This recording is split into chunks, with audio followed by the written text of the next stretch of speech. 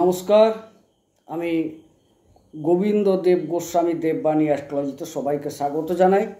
আলোচনার বিষয়বস্তু হচ্ছে অক্টোবর মাস নিয়ে। এই 2025 সালের অক্টোবর মাস তুলা রাশির জাতক জাতিকাদের কেমন যাবে, তাদের শরীর স্বাস্থ্য, মন মানসিকতা, তাদের সঞ্চয়, ব্যাংক ব্যালেন্স, ভ্রাতা ভাইদের সাথে সম্পর্ক, একটু ছোটোখাটো ভ্রমণ, পরাক্রমতা, মার শরীর স্বাস্থ্য, মাতৃ সম্পদ, যানবাহন, পারিবারিক স্বাচ্ছন্দ্য, বাড়ি নির্মাণ বা ক্রয়, শিক্ষা, প্রেম, সন্তান, দাম্পত্য, বিবাহ, ব্যবসা, আপনার কর্মক্ষেত্রের উত্থান পতন, কর্মপ্রাপ্তি, উপার্জন, ব্যয়, একটা সম্যক প্রয়োজনীয় বিষয়গুলোর উপর ধারণা দেওয়াই হচ্ছে আজকের আলোচনার মুখ্য উদ্দেশ্য। যারা তুলা রাশির বা তুলা লগ্নের জাতক জাতিকা আছেন অবশ্যই আলোচনাটি সম্পূর্ণরূপে শুনবেন। তার আগে বলে রাখি, আমারই এই চ্যানেলে শ্রাপিত যোগের একটি গুরুত্বপূর্ণ আলোচনা চলছে। আপনার জন্মকুণ্ডলিতে শনি রাহু যদি একত্রে অবস্থান করে থাকেন কি ফললাভ করবেন আপনি, সেটা কতটা আপনার ক্ষেত্রে ক্ষতিকর কি কতটা লাভ দেবে, সেই বিষয়ে একটা তত্ত্বমূলক আলোচনা আমি করছি। আপনারা অবশ্যই চ্যানেলটিকে সাবস্ক্রাইব করবেন, লাইক করবেন, শেয়ার করবেন। সাবস্ক্রাইব করলে ওই বিষয়টা আপনার সামনে চলে আসবে, আপনি দেখতেও পাবেন। যাই হোক, মূল আলোচনায় প্রবেশ করছি।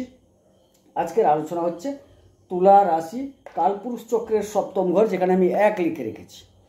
এখান থেকেই আলোচনা।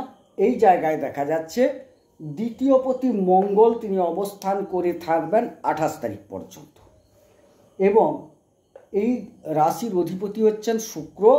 শুক্র কিন্তু একাদশে থাকছেন 8 তারিখ পর্যন্ত, তারপর দ্বাদশে চলে আসছেন। আবার বুধ 3 তারিখ থেকে 22 তারিখ পর্যন্ত থাকছেন। তাইলে একটা বিষয়টা একটু জটিল দাঁড়িয়ে গেল। আবার ষষ্ঠপতি বৃহস্পতি তিনি দশমে অবস্থান করবেন উচ্চাবস্থায়।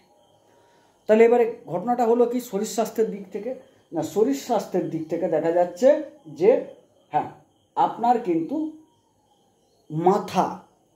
মাথা একটু সমস্যা করবে, মাথা গরম হওয়ার সম্ভাবনা, মাথায় আঘাত লাগার সম্ভাবনা, মাথা যন্ত্রণা হওয়ার সম্ভাবনা, এরকম একটা ব্যাপার আপনার মধ্যে দেখা যাবে। এক। দ্বিতীয়ত, পুরুষদের ক্ষেত্রে শুক্রজনিত এবং মেয়েদের যে নিজস্ব রোগ, সেটার কিন্তু একটা প্রাবল্যতা বৃদ্ধির যোগ দেখা যাচ্ছে 8 তারিখের পর থেকে। আর মন মানসিকতা কিন্তু আপনাদের যথারীতি এক প্রকার ভালো দেখতে পাওয়া যাচ্ছে। আর অন্যান্য রোগ ব্যাধি সেরকম কিছু দেখতে পাওয়া যাচ্ছে না আপাতত। এইটুকু আপনাদের বর্তমান এই মাসে বোঝা যাচ্ছে। দ্বিতীয় ঘর হচ্ছে সঞ্চয়, ব্যাংক ব্যালেন্স ইত্যাদি। সঞ্চয়ের অধিপতি তিনি কিন্তু আপনার লগ্ন বা রাশিতে অবস্থান করার সুবাদে আপনার কিন্তু সঞ্চয় যোগ প্রবল। হ্যাঁ, আপনি হয়তো সঞ্চয়টাকে কোনোভাবে ট্রান্সফার করছেন, অর্থাৎ আপনি হয়তো টাকা পয়সাটাকে গয়নায় পরিণত করবেন, হতে পারে। অর্থাৎ আপনার অ্যাসেট হওয়ার সম্ভাবনা প্রবল দেখতে পাওয়া যাচ্ছে এই অক্টোবর মাস 2025-এ। তৃতীয়ের অধিপতি বৃহস্পতি তিনি দশমে অবস্থান করছেন। তৃতীয় ঘর থেকে পরাক্রমতা, ভ্রাতা, সাহসিকতা, বল বিক্রম, ছোটোখাটো ভ্রমণ ইত্যাদি আলোচনা করা হয়। এই ক্ষেত্রে কি হচ্ছে না, তৃতীয়ের অধিপতি যেহেতু দশমে চলে যাচ্ছেন, কর্মের প্রয়োজনে ছোটোখাটো ভ্রমণ হওয়ার সম্ভাবনা। কর্মে কিন্তু আপনি যথেষ্ট দক্ষতা দেখাতে পারবেন, আপনি কর্মস্থলে পরাক্রমতা দেখাতে পারবেন, কাজের জায়গায় আপনি একজন কর্মী, এটা আপনি কিন্তু প্রমাণ বা প্রকাশ করতে পারবেন, এটুকু দেখা যাচ্ছে। সাহস বৃদ্ধি পাবে আপনার মধ্যে, ভাইদের সাথে সম্পর্ক ভালো হওয়ার সম্ভাবনা আমি আপাতত দেখতে পাচ্ছি। বোঝাতে পারলাম? চতুর্থের অধিপতি ষষ্ঠে চলে গেছেন। চতুর্থ ঘর থেকে আমরা মায়ের শরীর স্বাস্থ্য, মাতৃ সম্পদ, পারিবারিক স্বাচ্ছন্দ্য, যানবাহন, গৃহ ইত্যাদি আমরা আলোচনা করি। এইবারে এই পরিবারের অধিপতি তিনি কিন্তু ষষ্ঠে গিয়ে বক্রী হয়ে পঞ্চম ভাবের ন্যায় ফল দিচ্ছেন। তো এখানে দুটো বিষয়, একটা জায়গায় বসে আছেন, একটা জায়গার মতো করে ফল দিচ্ছেন। তার মানে কি তিনি ষষ্ঠের ফল দিচ্ছেন না? অবশ্যই দিচ্ছেন। এখানে ঘটনাটা কি ঘটবে না আপনার মায়ের শরীর স্বাস্থ্য খারাপ হবে, চিকিৎসার মাধ্যমে সেখানে আপনি সাফল্য পাবেন। আপনার গাড়ি যাদের আছে তাদের গাড়ি সংক্রান্ত বিষয় নিয়ে সমস্যায় পড়বেন, কিন্তু সেখান থেকে একটা উদ্ধার পাওয়ার রাস্তাও আপনার মধ্যে তৈরি হয়ে যাবে। বাড়ি ভাড়া দিয়েছেন, কিনতে চাইছেন, কিনছেন, সমস্যা হবে, কিন্তু সে সমস্যাটাকে আপনি আবার নিরসিত করতে পারবেন। মাতৃ সম্পদ নিয়ে সমস্যা তৈরি হবে, কিন্তু সেটাকে আবার নিরসিত করতে পারবেন। এই প্রকার একটা ইঙ্গিত দেওয়া হচ্ছে। যারা স্নাতক স্তর পর্যন্ত পড়াশোনায় আছেন, প্রাথমিক স্তরে পড়াশোনায় একটু মনে হবে ঠিক হচ্ছে না, কিন্তু আপনার মনে হলেও আপনি কিন্তু দেখবেন পড়াশোনাটা ভেতরে কিন্তু আপনার হচ্ছে। যারা পরীক্ষায় বসতে চাইছেন স্নাতক স্তর পর্যন্ত, কোনো সরকারি পরীক্ষা বেসরকারি পরীক্ষা কর্মের সুবাদে, আপনি হয়তো ভেবে আসবেন যে না আমার পরীক্ষাটা ঠিক হলো না, কিন্তু রেজাল্টটা দেখবেন আপনার পক্ষে আসবে। হয়তো একদম পুরো যে হাইফাই রেজাল্ট হবে তা নয়, কিন্তু আপনি যতটা খারাপ ভাবছিলেন ততটা কিন্তু হবে না। চতুর্থ ঘর থেকে এটুকু বোঝা যাচ্ছে। তবে একটু বলে রাখি, কারণ এখানে এতগুলো কথা বললাম এই কারণে, বৃহস্পতি তিনি যেহেতু 17 তারিখের পর 18 তারিখ থেকে ফলদান শুরু করবেন দশমের মতো, তিনি পূর্ণ দৃষ্টিটা রেখেছেন আপনার চতুর্থ স্থলে। তাইলে আপাতত দ্বিতীয়ার্ধে মাসের আপনি একটা শুভ ফল পেতে চলেছেন, বোঝাতে পারলাম। এবারে চলে যায় পঞ্চম ঘর, প্রেম, শিক্ষা, সন্তান। শিক্ষা বলতে একটু উচ্চ শিক্ষাটা আলোচনা করা হয়। এই জায়গায় রাহু বসে আছেন, প্রেম কিন্তু আপনাদের কাছে আসবে, আবার সেটা ছাঁকনিতে ছাঁকা হবে। কোনটা থাকবে কোনটা বাদ যাবে সেটা কিন্তু শনিদেব ঠিক করবেন। অর্থাৎ শনিদেব ষষ্ঠে বসে পঞ্চমের নয় ফল দিচ্ছেন। পঞ্চমে যখন শনি ফল দিচ্ছেন, পঞ্চমকে শনি কিন্তু এই প্রেম বিষয়গুলোকে খুব একটা আমল দেন না। তবে তার মধ্যে যদি সাত্ত্বিক প্রেম থাকে, প্রকৃত উভয়কে একটা মনের দিক থেকে ভালোবাসে, কোনো চাওয়া পাওয়ার বাইরে গিয়ে, তবে কিন্তু শনিদেব সেটাকে সাপোর্ট করেন, তিনি পারমিট করেন। সেই ক্ষেত্রে প্রেম, রাহু যেহেতু বসে আছেন, বহু প্রেম আপনার কাছে এলো, শনিদেব সেটাকে পরীক্ষা নিরীক্ষা করে বেশিরভাগটাকে বাদ দিয়ে দেবেন। যেটা সঠিক প্রেম হওয়া উচিত সেটাকেই রাখবেন। অবশ্য আপনার জন্মকুণ্ডলিতে যদি শনির অবস্থান ভালো থাকে, সেই ক্ষেত্রে এই ঘটনাটুকু ঘটবে। উচ্চশিক্ষায় যারা আছেন তাদের ক্ষেত্রে বলিনি, এই ক্ষেত্রে আপনি হয়তো অনেকগুলো বিষয়কে ভেবে রেখেছেন, রাহু একটু ভ্রমিত করবে, কিন্তু আপনি অনেক কিছু বিষয় ভেবে রেখেছেন, কিন্তু শনিদেব কি করবেন, যেটা সঠিক সেটা আপনাকে দেখাবেন, সেখান থেকে আপনাকে নির্যাসটা নিতে হবে।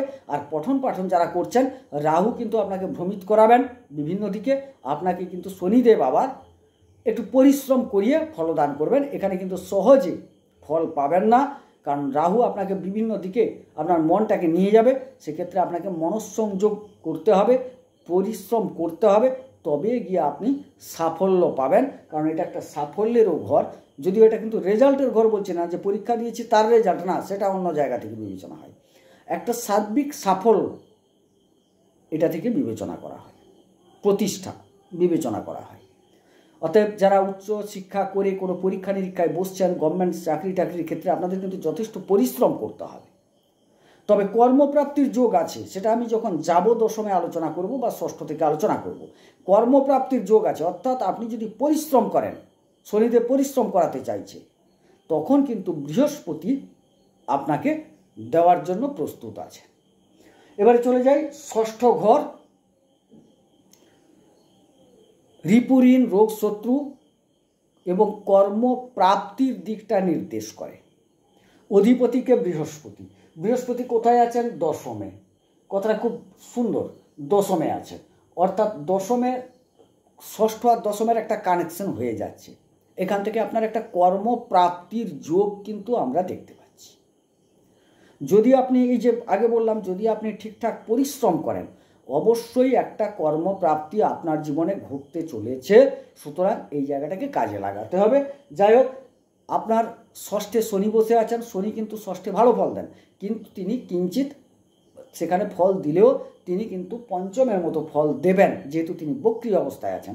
সুতরাং এই জায়গায় শনিদেবও খুব একটা খারাপ ফল দিচ্ছেন না, তবে একটু গাঁট নাদ এই জাতীয় জায়গা থেকে আপনাকে সাবধান থাকতে হবে। আপাতত দেখা যাচ্ছে এই হাঁটু টাঁটু এই জায়গাগুলো কোনোভাবে আপনার কিন্তু বেদনাদায়ক হয়ে উঠবে, এই জায়গা ভাবতে হবে। আর একটা জিনিস, ঋণের ক্ষেত্রে বলি, না ঋণ খুব একটা আমি দেখতে পাচ্ছি না, ঋণ হওয়ার সম্ভাবনা নেই।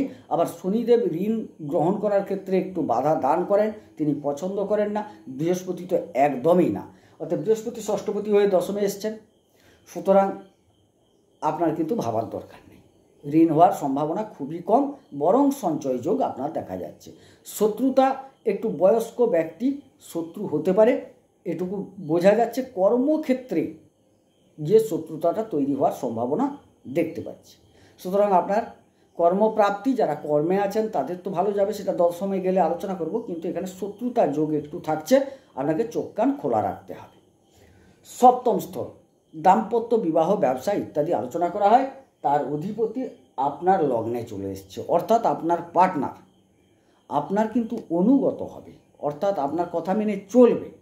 আপনার নিজের কিন্তু মাথা গরম হওয়ার সম্ভাবনা আছে, যেহেতু রবি এখানে নিচস্থ হয়ে যাচ্ছেন, মঙ্গল বসে আছেন। রবি মঙ্গল দুটি অগ্নিতত্ত্বের কারক গ্রহ, বায়ু তত্ত্বে বসে গেছেন, বাতাস পেলে আগুন জ্বলে আরও, সেই ক্ষেত্রে আপনার মাথা গরম হওয়ার সম্ভাবনা, যার ফলে হয়তো স্ত্রীর সাথে সম্বন্ধ খারাপ হতে পারে, সম্পর্ক খারাপ হতে পারে, কিন্তু স্ত্রী আপনার অনুগত থাকবেন, এটুকু আমি জোর গলায় বলতে পারি। যারা ব্যবসা করছেন, ব্যবসা আপনাদের ভালো যাওয়ার কথা, যথেষ্ট ভালো যাওয়ার কথা, কিন্তু একটি জিনিস আপনাকে ঠিক রাখতে হবে, মাথা ঠান্ডা রেখে ব্যবসা করতে হবে, কাস্টমারের সাথে সুব্যবহার করতে হবে। আপনার যে মাল দেন, কি বলবো, আপনাদের যারা সাপ্লাই করেন বিভিন্ন দিক থেকে কাঁচামাল, তাদের সাথে আপনাকে ব্যবহার ঠিক রাখতে হবে। আপনি যেখানে বেচেন পাইকারি, যদি সেখানে আপনাকে ব্যবহার ঠিক রাখতে হবে। মাথাটা ঠান্ডা রেখে আপনি ব্যবসা করুন, কারণ রবি নিচস্থ হয়ে গেছেন। সুতরাং আপনাকে মাথা ঠান্ডা রেখে কাজ করতে হবে, তবে গিয়ে আপনি সফল হবেন ব্যবসায়, অন্যথায় কিন্তু সমস্যা দেখতে পাওয়া যাচ্ছে। দাম্পত্য এক প্রকার ভালো, বিবাহ যারা করতে চাইছেন অবশ্যই সময়টা খুব একটা খারাপ নয়, বিবাহ আপনারা করতে পারেন। অষ্টম স্থল মারক, ধ্বংস, ক্ষয়ক্ষতি, অপবাদ, অপযশ ইত্যাদি, তার অধিপতি একাদশে 8 তারিখ পর্যন্ত, তারপর দ্বাদশ। এবারে একাদশে যেহেতু শুক্র অবস্থান করছেন 8 তারিখ পর্যন্ত, দূরবর্তী কোনো স্থল থেকে উপার্জনের ক্ষেত্রে আপনি কিন্তু সহযোগিতা পাবেন। যারা এমএনসি কোম্পানিতে কাজ করেন বা বিদেশে ব্যবসার সূত্রে জড়িত থাকেন বা বিদেশে ব্যবসা করেন বা বিদেশে কাজ করেন, তাদের ক্ষেত্রে কিন্তু উপার্জনের যোগটা প্রবল দেখতে পাওয়া যাচ্ছে, এটুকু আমি বলতে পারি। এবারে গেল দ্বিতীয়, তাইলে উপার্জন আর দেশের অভ্যন্তরস্থ উপার্জন, সেক্ষেত্রে কিঞ্চিত সমস্যা আমি দেখতে পাওয়া যাচ্ছি। তবে একটা জিনিস বলি আপনাকে, কিছু মৃত ব্যক্তির সম্পদ বা উত্তরাধিকার সূত্রে কিছু প্রাপ্তি ঘটতে পারে, বৃহত্তর হয়তো বলবো না, সাথে কেতু যেহেতু বসে আছেন, অল্প বিস্তর গোপনীয়ভাবে কিছু প্রাপ্তির যোগ আমি দেখতে পাচ্ছি। অপমান অপযশ কিন্তু প্রেমের ক্ষেত্র থেকে আসতে পারে, বৈবাহিক ক্ষেত্রে যে কিছু সমস্যা হলেও আসতে পারে, এক্ষেত্রে আপনাকে সাবধান থাকতে হবে। গেল এবারে নবম স্থল, ভাগ্যস্থল, ভাগ্যের অধিপতি কিন্তু স্বগৃহে 3 তারিখ পর্যন্ত উচ্চ থাকছেন, তারপর তিনি চলে আসছেন আপনার লগ্নে।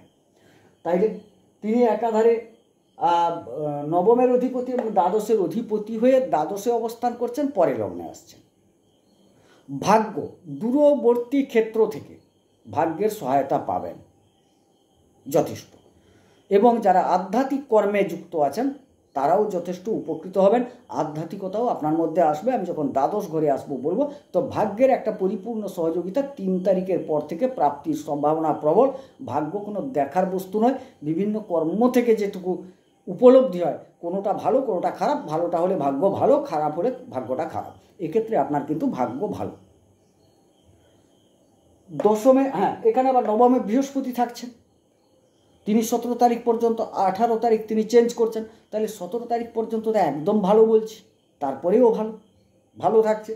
আবার দশমে বৃহস্পতি তিনি চলে আসছেন 18 তারিখ, অতএব কর্মপ্রাপ্তি, কর্মে শ্রীবৃদ্ধি, কর্মে উন্নতি, কর্মে আপনার মনোমতো যে ব্যাপারগুলো ঘটার ছিল সেগুলো কিন্তু ঘটতে চলেছে। অতএব কর্ম আপনি পাবেন, যেহেতু তিনি ষষ্ঠপতি হয়ে দশমে এসছেন। কর্মপ্রাপ্তির যোগ প্রবল, কর্মে উন্নতিও হতে পারে, টাকা পয়সা স্যালারি বৃদ্ধি হতে পারে, বিভিন্ন রকম টিএ ইনসেন্টিভ যা যা থাকে আপনাদের সেগুলোর বৃদ্ধির সম্ভাবনা, কিছু প্রমোশন হওয়ার সম্ভাবনা, সব রকম ভালো কর্মের ক্ষেত্রটা আমি দেখতে পাচ্ছি। এবং আপনি কিছু ক্ষেত্রে দেখা যাবে ঈশ্বরীয় কর্মেও জড়িয়ে যেতে পারেন, সে সম্ভাবনাও দেখা যাচ্ছে। কর্মক্ষেত্রে কোনো সমস্যায় পড়লে বসের সহযোগিতা নিন। আপনার যে ঊর্ধ্বতন আছেন তিনি কিন্তু আপনাকে সহযোগিতা করবেন এবং তার কথা মতো চললেও আপনি কিন্তু অনেকটা ভালোভাবে কর্মস্থলে এগিয়ে যেতে পারবেন, কর্মক্ষেত্রে এগিয়ে যেতে পারবেন। এবারে চলে আসি একাদশ স্থল, উপার্জন, লাভ প্রত্যেকে চাই, কাজ আর উপার্জন তো চাই আমরা। কাজের জায়গাটা বোঝালাম। উপার্জনে কেতু বসে আছেন, আপনার উপার্জনটাকে কিঞ্চিত চেপে রেখেছেন, যতটা হওয়ার কথা ততটা দিচ্ছেন না। আবার সেক্ষেত্রে অষ্টমপতি এবং লগ্নপতি এসে বসে গেলেন একাদশে, তো একটা মধ্যম ফল পাবেন। লগ্নপতি যখন একাদশে যান উপার্জন অবশ্যই দেবেন। অষ্টম স্থল থেকে এসছেন, একটু দূরবর্তী জায়গা থেকে উপার্জনটা আসার কথা, তো সেটা হবে, কিন্তু ততটা হবে না কেন, কেতুর মতো গ্রহ চেপে রাখার সুবাদে। অতএব 8 তারিখ পর্যন্ত এই ঘটনাটা ঘটবে। 8 তারিখের পর দেখা যাবে আপনার লগ্ন বা রাশিপতি নিচস্থ হয়ে যাচ্ছেন দ্বাদশে। তার মানে কি হলো, এইখানে মাথায় রাখতে হবে আপনার কিন্তু শারীরিক কারণে, মানসিক কারণে আপনার কিন্তু একটা ব্যয়যোগ তৈরি হয়ে যাবে। মেবি অপযশ, ক্ষয়ক্ষতি, ধ্বংস ইত্যাদি হওয়ার সম্ভাবনা দেখা যাচ্ছে। হাসপাতাল, আইনি জটিলতায়, জেলখানা ইত্যাদির সম্মুখীন হওয়ার সম্ভাবনা দেখা যাচ্ছে। আবার আপনার রবিটা নিচস্থ হয়ে যাচ্ছে লগ্নে, তিনি হচ্ছেন একাদশপতি, সেই ক্ষেত্রে আপনাকে কিন্তু সাবধানতা অবলম্বন করতে হবে। এবং আপনি যদি সাবধানতা অবলম্বন করেন অবশ্যই সময়টা কিন্তু আপনার ক্ষেত্রে যথেষ্ট ভালো দেখতে পাওয়া যাবে। না হলে কিন্তু আপনি কিন্তু ভালো দেখতে পাবেন না। আইনি জটিলতায় দেখা যাবে আপনাকে হয়তো হাজতবাস করতে হতে পারে, কিছু ক্ষেত্রে হাসপাতালে হতে পারে রোগ ব্যাধির কারণে, এগুলো ঘটবে। কিন্তু খুব সাবধান, কারণ দ্বাদশপতি হয়ে বুধও আসছে, তার রবি বেরিয়ে এসে নিচস্থ হয়ে যাচ্ছে, মঙ্গল সেখানে থাকছে। কি জানেন, মাথা গরম হয়ে সামাজিক কোনোভাবে আপনি কিন্তু আইনি জটিলতায় জড়িয়ে যেতে পারেন। ছোটোখাটো মাথা গরম হয়ে আপনি কিন্তু রাস্তায় যাচ্ছেন, ছোটোখাটো অ্যাক্সিডেন্টের কারণে আপনাকে হাসপাতাল যেতে হতে পারে। এই বিষয়গুলোই খুব সাবধান থাকতে হবে আপনাকে। হঠাৎ কিছু একটা ভাবতে যাচ্ছে না, পড়ে গেলেন, মাথায় আঘাত লাগার সম্ভাবনা আছে। যৌন সংক্রান্ত বিষয় নিয়ে আপনাকে হাসপাতাল যেতে হতে পারে, সেক্ষেত্রে একটা ব্যয়যোগ দেখা যাচ্ছে। সুতরাং আপনাকে সাবধানতা অবলম্বন করতে হবে। যাই হোক, সামগ্রিক আকারে ছোট্ট প্রয়োজনীয় বিষয়ের উপর আলোচনা করলাম। হ্যাঁ, আপনারা আরও কী ধরনের আলোচনা চাইছেন আমাকে কমেন্টে লিখবেন। আমার চ্যানেল একদম নতুন, যারা দেখছেন অবশ্যই সাবস্ক্রাইব করবেন, আর যারা পুরনো দেখছেন লাইক করবেন, উৎসাহিত করবেন এবং কমেন্টে কিছু লিখবেন, যাতে আমি পরবর্তী এপিসোডগুলো তৈরি করতে পারি। আমার শ্রাপিত যোগ চলছে, পরবর্তী ক্ষেত্রেও আরও আকর্ষণীয়, প্রয়োজনীয়, গুরুত্বপূর্ণ যোগ বিষয়ে আমি আলোচনা করব তত্ত্বগতভাবে। এখানে কিন্তু ফুলিয়ে ফাঁপিয়ে আমি কিচ্ছু বলি না, যেরকম আলোচনা করলাম, যেটুকু প্রয়োজন সেটুকু আলোচনা করলাম। হয়তো 2-4টা ছেড়েও গেছি, কিন্তু বাড়িয়ে বলার প্রবণতা আমার নেই। সুতরাং যা পাবেন সলিড পাবেন আলোচনায়। যাই হোক, সবাই সুস্থ থাকুন, সুন্দর থাকুন, ঈশ্বর সকলের মঙ্গল করুন, মঙ্গল হোক। নমস্কার।